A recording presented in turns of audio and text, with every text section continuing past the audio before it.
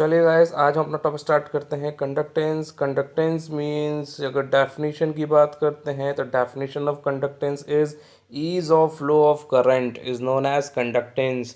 मतलब कि करंट कितना ईजिली फ्लो हो रहा है, जितना ईजिली फ्लो हो रहा है उसका कंडक्टेंस क्या होगा, उतना ही ज़्यादा होगा। ठीक है, यानी ease of flow of current. अगर हम बात करते हैं इलेक्ट्रोलाइटिक सॉल्यूशन की, यानी अगर इलेक्ट्रोलाइटिक सेल की बात करते हैं तो इलेक्ट्रोलाइटिक सेल में क्या भी लेके चलते हैं, इलेक्ट्रिक सॉल्यूशन। अब इस इलेक्ट्रोलाइटिक सॉल्यूशन में जो कंडक्टेंस आती है किसकी वजह से आती है, यानी जो करंट फ्लो होता है किस वजह से होता है, आयन के मूवमेंट की वजह से। किस वजह से, आयन के मूवमेंट की वजह से। ठीक है, तो हम कंडक्टेंस ये भी बोल सकते हैं ease of flow of ions. ठीक है, ease of flow of ions कह लें या ease of flow of current, ये दोनों ही क्या होंगे, कंडक्टेंस की डेफिनेशन होगी। ठीक है, अगर हम कंडक्टेंस के फॉर्मूले की बात करते हैं तो कंडक्टेंस को मैथमेटिकली हम ये कह सकते हैं, conductance is reciprocal of resistance. क्या कह सकते हैं, conductance is reciprocal of resistance. क्योंकि रेजिस्टेंस क्या होता है, रेजिस्टेंस होता है कि जो अपोज करे, जो कंडक्टेंस को क्या करे, अपोज करे, वो क्या होता है, रेजिस्टेंस। ठीक है, यानी जो फ्लो ऑफ करंट है, जो फ्लो ऑफ आयंस है, उसको अपोज करे, उसको रेजिस्ट करे, वो क्या है, रेजिस्टेंस है। ठीक है, यानी कंडक्टेंस क्या होगा, रेसिप्रोकल का इनवर्स। ठीक है, या रेसिप्रोकल। ठीक है, तो कंडक्टेंस रेसिप्रोकल ऑफ रेजिस्टेंस भी होता है। ठीक है, अगर हम कंडक्टेंस के यूनिट की बात करते हैं तो जो कंडक्टेंस है वो डिपेंड कर रहा है किस पे, आर पे, यानी रेजिस्टेंस पे। और रेजिस्टेंस की जो यूनिट होती है क्या होती है, ओम। ठीक है, तो 1/ओम क्या होगा, ओम इनवर्स। ठीक है, तो ये क्या हो गया, एक ओम इनवर्स हो गया। या फिर हम मोह भी कहते हैं, इसके एक और यूनिट होती है मोह, या फिर एक और यूनिट होती है साइमन, जिससे हम लेके चलते हैं कैपिटल एस से हम रिप्रेजेंट करते हैं। ठीक है, यानी जो यूनिट्स हो गई कंडक्टेंस की वो क्या हो गई, फर्स्ट ओम इनवर्स, सेकंड मोह एंड थर्ड साइमन। ठीक है, चलिए अब हम बात करते हैं रेजिस्टेंस की। ठीक है, तो रेजिस्टेंस क्या होता है, रेजिस्टेंस जिसे हम रिप्रेजेंट करते हैं कैपिटल आर से। रेजिस्टेंस कैसे रिप्रेजेंट करते हैं, हम कैपिटल आर से रिप्रेजेंट करते हैं। ठीक है, और मैंने ये बताया रेजिस्टेंस क्या होता है, रेजिस्टेंस होता है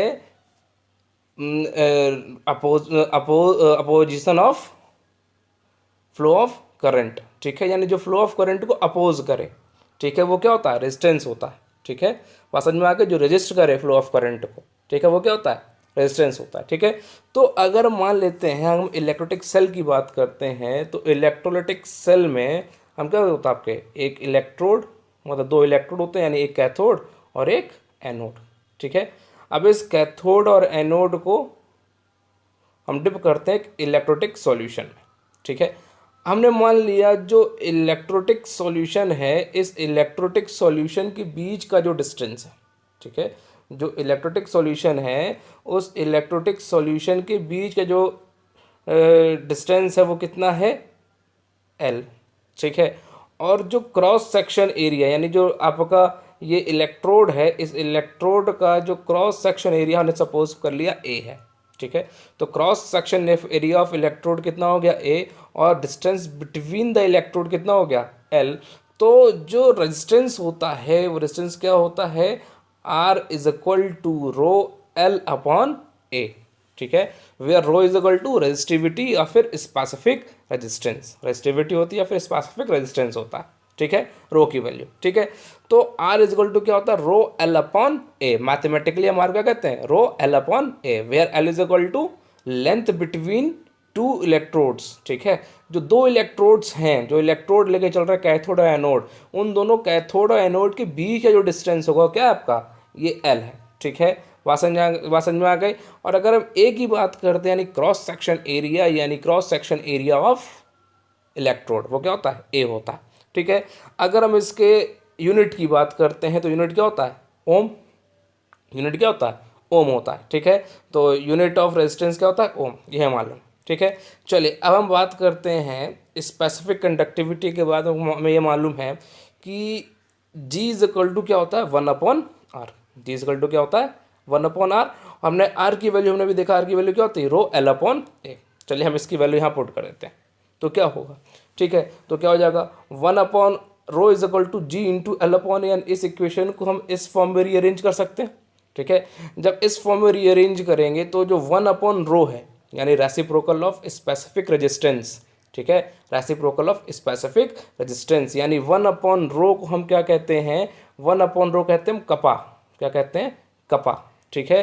तो 1/रो क्या होता है, कपा कहलाता है, ठीक है। 1/रो क्या कहलाता है, कपा, ठीक है, जिसे कहते हैं हम स्पेसिफिक कंडक्टेंस, क्या कहते हैं हम, स्पेसिफिक कंडक्टेंस, जिसे हम रिप्रेजेंट करते हैं कपा से, क्या है, इसे कहते हैं हम कपा, KAPPA, कपा, ठीक है। वहाँ समझ में आ गए। यानी कि स्पेसिफिक कंडक्टेंस क्या होता है, रेसिप्रोकल ऑफ स्पेसिफिक रेजिस्टेंस या स्पेसिफिक या फिर रेसिप्रोकल ऑफ रेजिस्टिविटी, ठीक है, जो भी कह लें, ठीक है।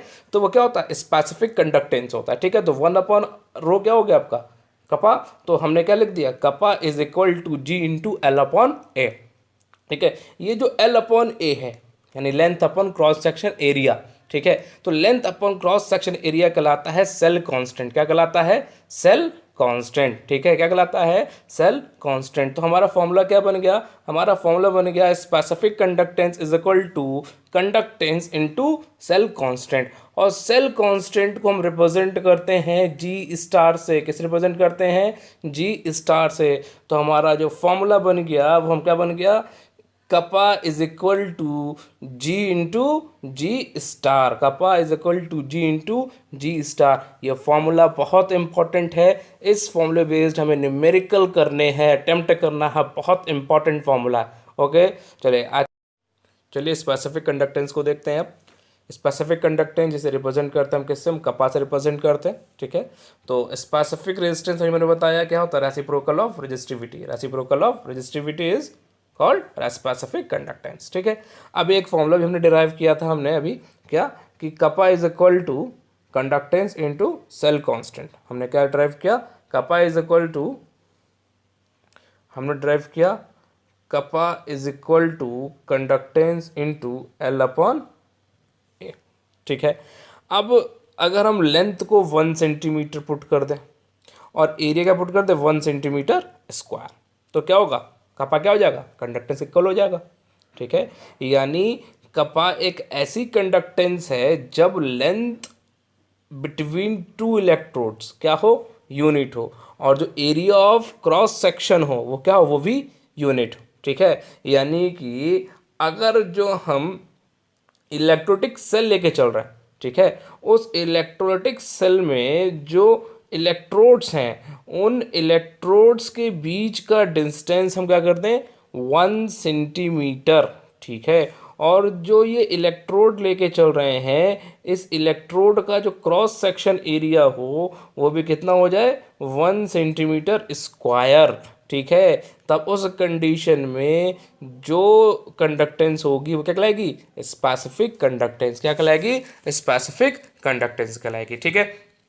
चलिए अब जो वॉल्यूम होता है वो क्या होता है, लेंथ इनटू एरिया, ठीक है। अगर लेंथ हम 1 सेंटीमीटर पुट कर रहे हैं, एरिया 1 सेंटीमीटर स्क्वायर, तो वॉल्यूम कितना हो जाएगा, 1 सेंटीमीटर क्यूब, ठीक है। वॉल्यूम कितना हो जाएगा, 1 सेंटीमीटर क्यूब, ठीक है। यानी 1 सेंटीमीटर क्यूब क्या होता है, जो 1 सेंटीमीटर क्यूब होता है 1 ml के इक्वल होता है, ठीक है। यानी 1 ml is equal to 1 centimetre cube, ठीक है।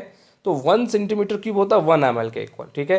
यानी 1 ml की बात कर रहे हैं, ठीक है। तो अगर length 1 centimetre, area 1 centimetre square, तो वॉल्यूम कितना हो जाएगा, 1 सेंटीमीटर क्यूब, या दैट इज 1 ml, ठीक है। तो हम ये भी कह सकते हैं conductance of 1 ml electrolytic solution, ठीक है। बात समझ में आ गई। यानी अगर 1 ml इलेक्ट्रोलिटिक सॉल्यूशन के कंडक्टेंस की बात करते हैं तो क्या होता है, स्पेसिफिक कंडक्टेंस होता है, ठीक है। बात समझ में आ गई। इसी के साथ अगर हम इलेक्ट्रोड के बीच का डिस्टेंस अगर हम 1 सेंटीमीटर कर दें और जो इलेक्ट्रोड है उसका cross section area 1 centimetre square लेकर चलें, तब इस कंडीशन में जो भी कंडक्टेंस होगी वो क्या कहलाएगी, स्पेसिफिक कंडक्टेंस कहलाएगी, यानी कपा कहलाएगी, ठीक है। बात समझ में आ गई। चले अब हम बात करते हैं इस कपा के यूनिट की। अगर हम कपा के यूनिट की बात करते हैं तो हमें मालूम है कपा इज इक्वल टू क्या होता है, G/L/A। अभी हमने डिराइव किया था कपा इज इक्वल टू G/L/A, यानी kappa is equal to conductance into cell constant, ठीक है। जो G है, ठीक है, यानी कंडक्टेंस, कंडक्टेंस की ऐसा यूनिट क्या होती है, साइमन, यानी कैपिटल S, हमने लिख दिया कैपिटल S, ठीक है। और जो लेंथ है वो लेंथ का क्या है, सेंटीमीटर, तो लेंथ को हमने यूज़ कर दिया सेंटीमीटर। एरिया क्या हो गया, सेंटीमीटर स्क्वायर, हमने एरिया पुट करा सेंटीमीटर स्क्वायर। तो 1 सेंटीमीटर से 1 सेंटीमीटर कैंसिल, तो क्या बच जाएगा, यूनिट क्या हो जाएगा, साइमन इंटू सेंटीमीटर इनवर्स। ठीक है, यानी कि unit of specific conductance is Simon centimetre inverse. क्या होता है, साइमन सेंटीमीटर इनवर्स। ठीक है, तो जो स्पेसिफिक कंडक्टेंस होगा, स्पेसिफिक कंडक्टेंस का यूनिट क्या होगा, साइमन सेंटीमीटर इनवर्स। चलिए अब हम बात करते हैं मोलर कंडक्टिविटी की। अब हम बात करते हैं किसकी, मोलर कंडक्टिविटी की। ठीक है, तो मोलर कंडक्टिविटी, अब मोलर कंडक्टिविटी को हम रिप्रेजेंट किससे करते हैं। ठीक है, मोलर कंडक्टिविटी यानी एक कैप बनाते हैं। ठीक है, क्या करते हैं, कैप बनाते हैं, और नीचे रिप्रेजेंट करते हैं एम, नीचे रिप्रेजेंट करते हैं हम, सफिक्स में क्या लिखते हैं, हम एम। ठीक है, यानी कि जो ये कैप एम है, वो कैप एम क्या होता है, इससे रिप्रेजेंट करते हैं मोलर कंडक्टिविटी को, where M represent molar conductivity. ठीक है, तो cap M is molar conductivity. ठीक है, अगर इसके डेफिनेशन की बात करते हैं, डेफिनेशन क्या होता है, conductance of 1 mole of electrolyte in solution. ठीक है, यानी कि सिंपल सी बात है, जो 1 मोल इलेक्ट्रोटिक सॉल्यूशन का जो भी कंडक्टेंस होगा वो क्या होगा, मोलर कंडक्टिविटी। यानी जो भी इलेक्ट्रोलिटिक सेल में हमने जो इलेक्ट्रोटिक सॉल्यूशन ऐड किया है, उस इलेक्ट्रोटिक सॉल्यूशन में अगर हम 1 मोल इलेक्ट्रोलाइट यूज़ करें, कितना यूज़ करें, 1 मोल इलेक्ट्रोलाइट। ठीक है, क्लियर है बात, यानी इलेक्ट्रोटिक सॉल्यूशन में जब 1 मोल इलेक्ट्रोलाइट यूज़ करें, तब जो कंडक्टिविटी होगी, जो कंडक्टेंस होगी, वो क्या कहलाएगी, मोलर कंडक्टिविटी। क्या कहलाएगी, मोलर कंडक्टिविटी। ठीक है, बात समझ में आ गई, यानी कि सॉल्यूशन में जो भी हम इलेक्ट्रोटिक सॉल्यूशन यूज़ करें, बात समझिए जो मैं कहना चाह रहा हूँ। ठीक है, जो मैं बोल रहा हूँ वो समझिए। ठीक है, यानी कि जो भी सॉल्यूशन, जो भी हम इलेक्ट्रोटिक सेल की बात करते हैं, उस इलेक्ट्रोटिक सेल में जो भी हम इलेक्ट्रोटिक सॉल्यूशन लेके चल रहे हैं, ठीक है, उस इलेक्ट्रोलिटिक सॉल्यूशन में जो इलेक्ट्रोलाइट हम ऐड कर रहे हैं, वो इलेक्ट्रोलाइट कितना होना चाहिए, 1 मोल। वो कितना होना चाहिए, 1 मोल। ठीक है, यानी इलेक्ट्रोटिक सॉल्यूशन में जो इलेक्ट्रोलाइट होना चाहिए वो कितना होना चाहिए, 1 मोल होना चाहिए। तो अगर 1 मोल इलेक्ट्रोलाइट अगर सॉल्यूशन में ऐड है, तो उस कंडीशन में जो भी कंडक्टेंस होगा इलेक्ट्रोटिक सेल का, वो क्या कहलाएगा, मोलर कंडक्टिविटी कहलाएगा। कहलाएगा मोलर कंडक्टिविटी कहलाएगा। ठीक है, तो जो मोलर कंडक्टिविटी का फॉर्मूला होता है वो होता है cap M is equal to kappa into 1000 by molarity. अब ये कैसे आया उसको ही समझ जाते हैं एक बार के लिए।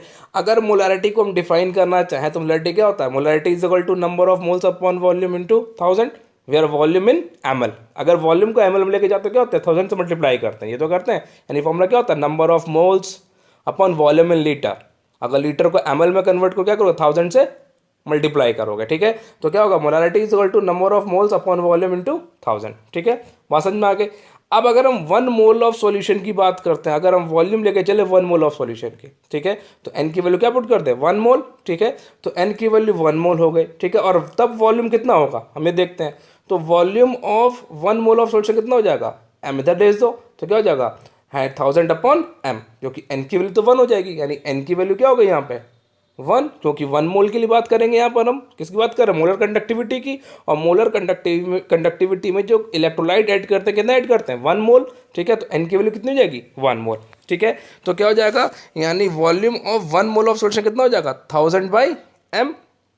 ठीक है, और हमें इतना मालूम है कि 1 ml सॉल्यूशन का जो कंडक्टेंस होता है वो कितना होता है, कपा। वो कितना होता है, कपा होता है। ठीक है, बात समझ में आ गई।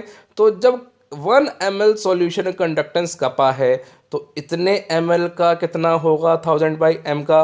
तो conductance of 1000 by M ml solution कितना होगा, कपा इंटू 1000 बाई एम हो जाएगा ना, कपा इंटू 1000 बाई एम। ये तो मैंने कहा, ठीक है, कि conductance of 1 mole of electric solution कितना होगा, कपा इंटू 1000 बाई एम। यानी मोलर कंडक्टिविटी कितनी होगी, कपा इंटू 1000 बाई एम।